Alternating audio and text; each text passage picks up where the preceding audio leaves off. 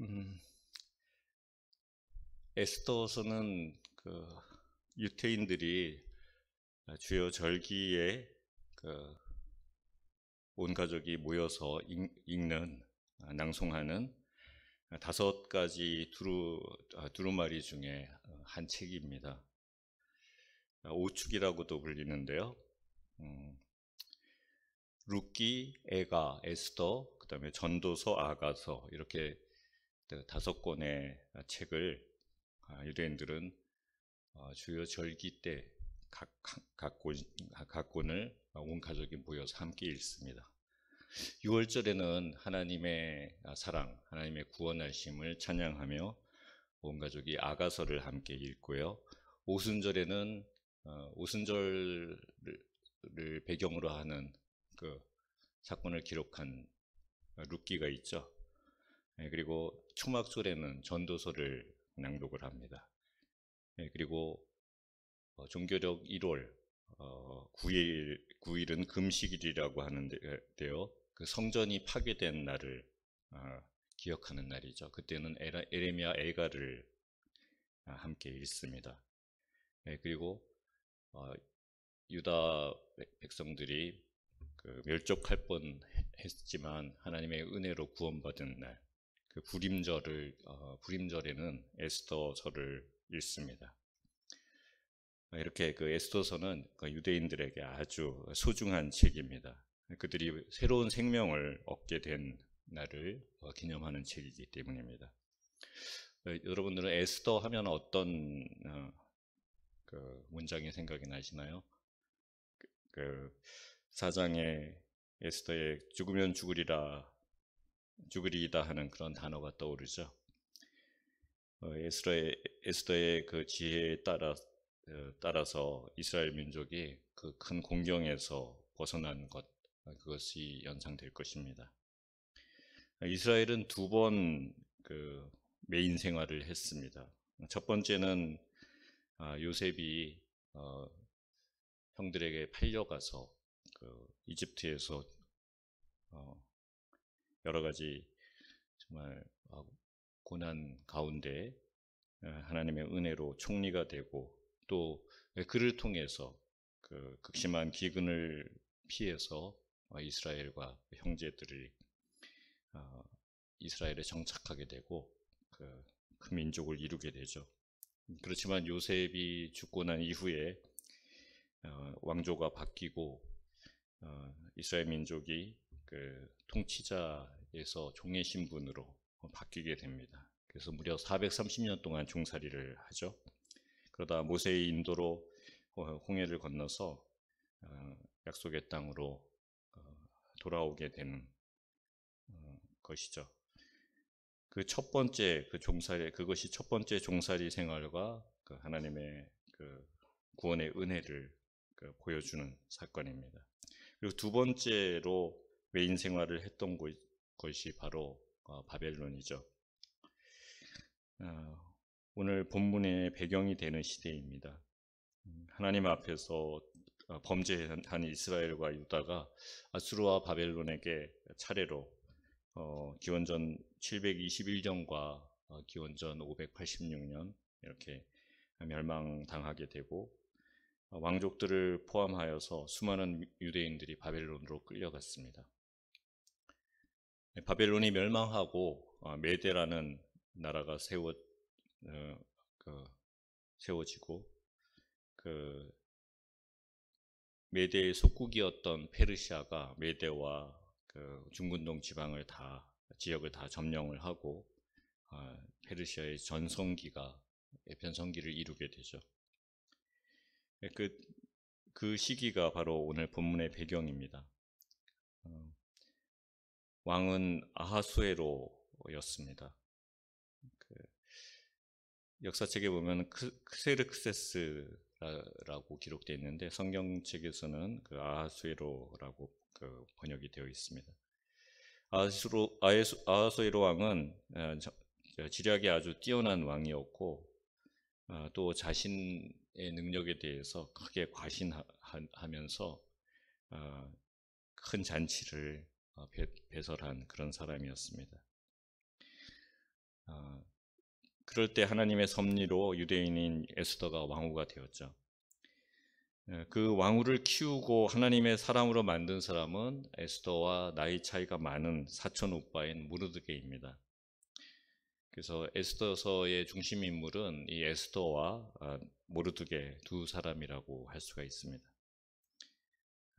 에스더가 왕비가 된 뒤 한 2, 3년쯤 지나서 아하수에로 왕은 하만이라는 사람,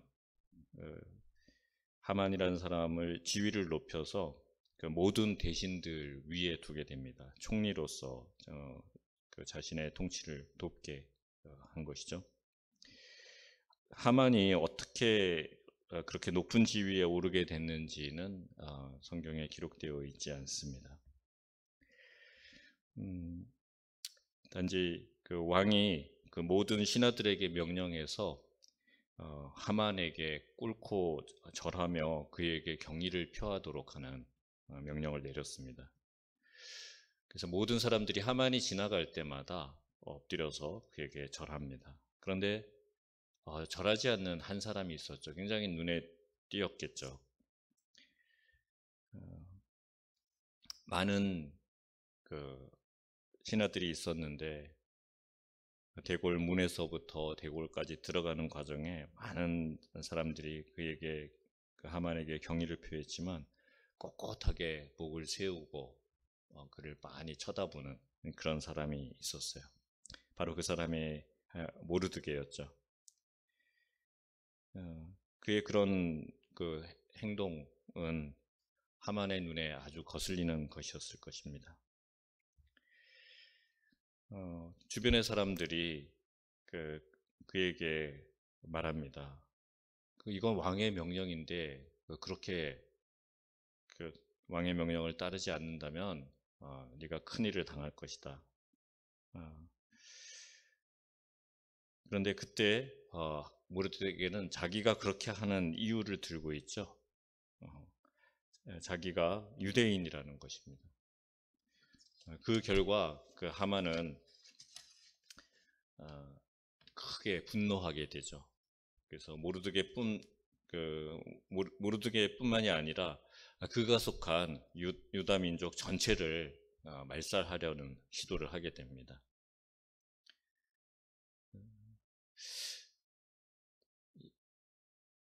히틀러가 그 유대인들을 다 죽여버리려고 했던 것처럼 그런 사건이 그 고대 시대에도 일어나게 됐던 것이죠. 민족 전체를 담보로 할 정도로 모르드게가 그렇게까지 단호하게 그 하만을 무시해야 했을까?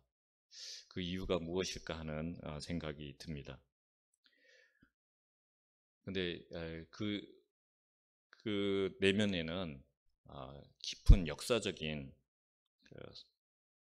의미가 있다라는 거죠. 도대체 그 유대인과 하만과는 어떤 관계였길래 모르드게가 그런 반응을 보였을까?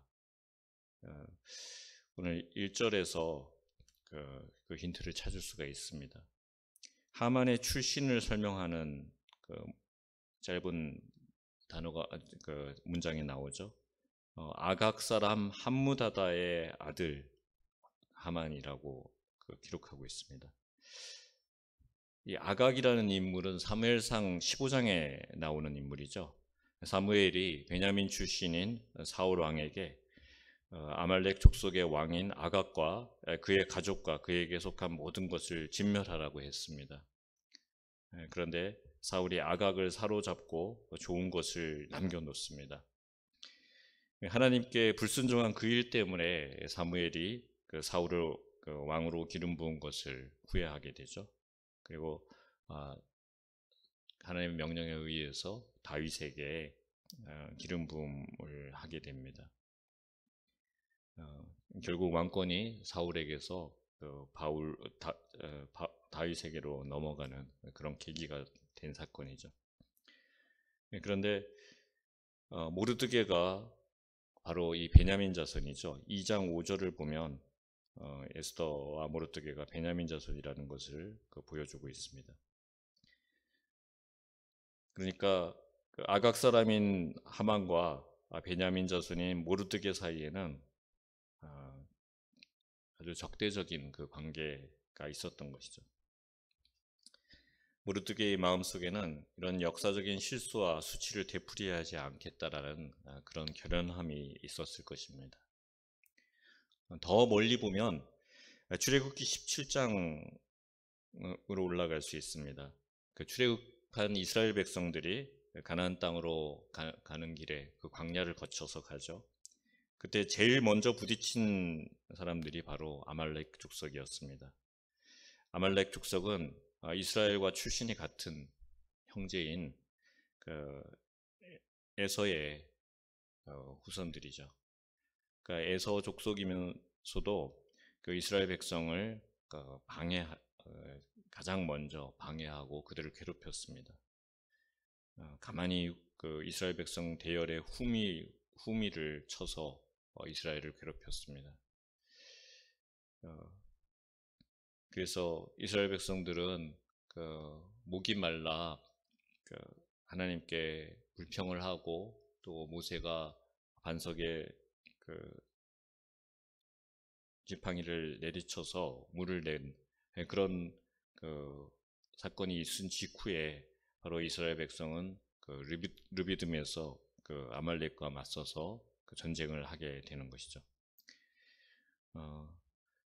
당시 여호수아가 이스라엘에 앞서서 싸우고 또 산 꼭대기에서는 모세가 아론과 훌의 도움을 받아서 손을 들고 하나님께 기도합니다.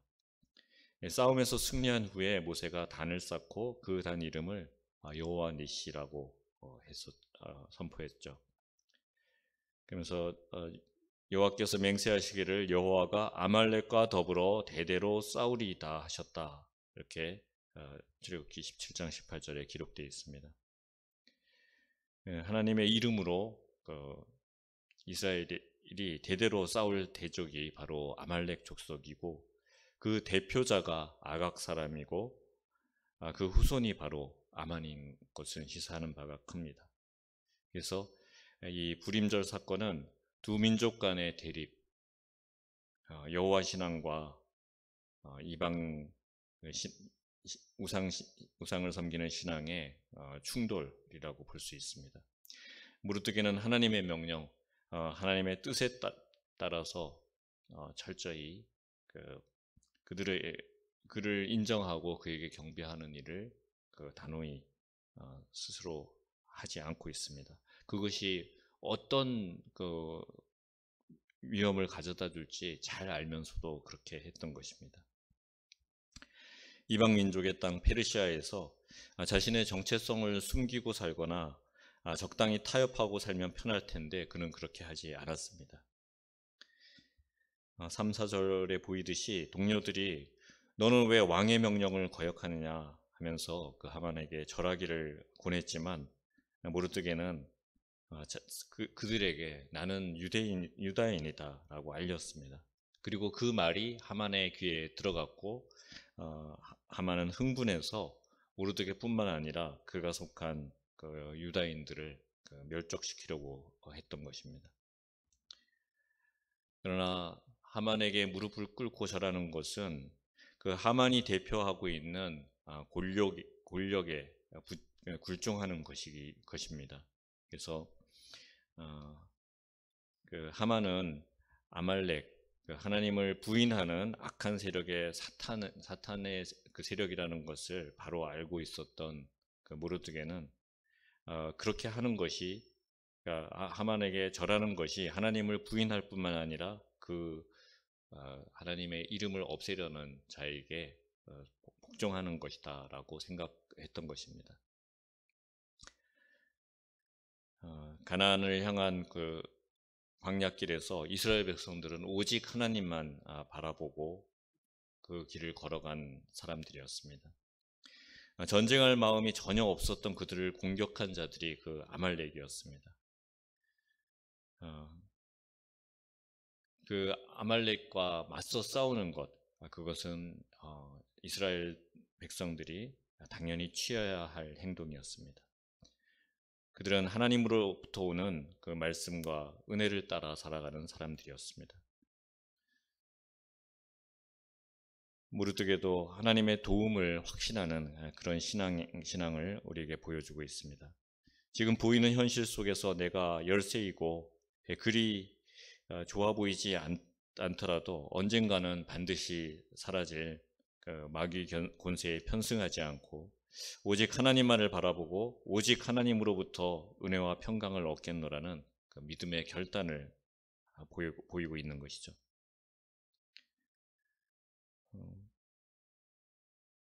모르드게의 믿음은 세상 권세를 상징하는 아말렉의 후손 하만에게 절하지 않고 오직 하나님만을 예배하고 하나님만을 믿는 그런 믿음이었습니다. 하나님은 질투하시는 하나님입니다. 예배하는 우리에게 오직 하나님 한 분만을 바라보고 경배하라고 말씀하십니다. 너희는 나 외에 다른 신들을 내게 있게 말지니라. 10계명에서도 가장 중요한 계명, 1계명이죠. 그런데 우리는 날마다 우리 밖에 있는 그 하나님 앞에 예배하는 것을 방해하는 하만을 만나게 됩니다. 나에게 경배하라, 그럼 평안하리라 라고 우리를 달콤하게 유혹합니다. 그러나 오직 하나님만이 참된 평안을 주시는 분이라는 것을 우리는 잊지 말아야 할 것입니다. 이렇게 우리 외부에 우리를 유혹하는 그런 하만과 같은 대적도 경계해야 되겠지만 또 우리 안에 도사리고 있는 하만의 모습도 우리는 동시에 볼 줄 알아야 합니다. 사실 보이는 것과 맞서 싸우는 것은 어쩌면 쉬울 수도 있습니다. 그러나 보이지 않는 정체를 알 수 없는 것과 싸우는 것은 어려운 일이죠. 조그마한 누룩이 온 빵덩어리에 퍼져서 빵을 못 먹게 만드는 것처럼 우리도 모르는 사이에 그 보이지 않는 적들 때문에 우리가 회복할 수 없는 지경으로 추락할 수도 있습니다. 그렇다면 우리 안에 잠재되어 있는 하만의 모습은 어떤 것일까요? 에스더서가 전개될수록 그 하만의 모습이 뚜렷하게 나타나게 됩니다. 6장 6절에서 9절을 보시면 아하수에로 왕 앞에서 그 왕이 존귀케 하기를 기뻐하시는 자는 나 외에 누구리요 하고 왕께 아뢰되 왕께서 사람을 존귀케 하시려면 왕의 입으시는 왕복과 왕의 타시는 말과 머리에 쓰시는 왕관을 취하고 그 왕복과 말을 왕의 방백 중에 가장 존귀한 자의 손에 붙여서 왕이 존귀케 하시기를 기뻐하시는 사람에게 옷을 입히고 말을 태워서 성중거리로 다니며 그 앞에서 선포하여 이르기를 왕이 존귀케 하기를 기뻐하시는 사람에게는 이같이 할 것이라 하게 하소서. 이렇게 하만이 말하는 것을 볼 수 있습니다. 그것을 보면 그가 얼마나 자기중심적이고 교만으로 가득한 자인지 알 수 있습니다. 우리 안에 숨어있는 하만이 바로 그런 모습입니다. 우리 자신의 중심이 드러나기를 원하고 내 자신이 인정받기를 원하고 또 내가 하나님의 자리에 대신 앉고자 하는 그런 교만한 모습이 바로 우리 안에 있는 하만의 모습입니다. 이것은 때로 신앙의 열심으로 포장되기도 합니다. 그래서 주님의 몸된 교회를 섬기다가 사람들의 인정을 받지 못하면 시험이 들게 됩니다. 하나님의 주권과 예수 그리스도의 이끄심을 드러내는 것이 아니라 우리 자신을 드러내려고 하기 때문입니다.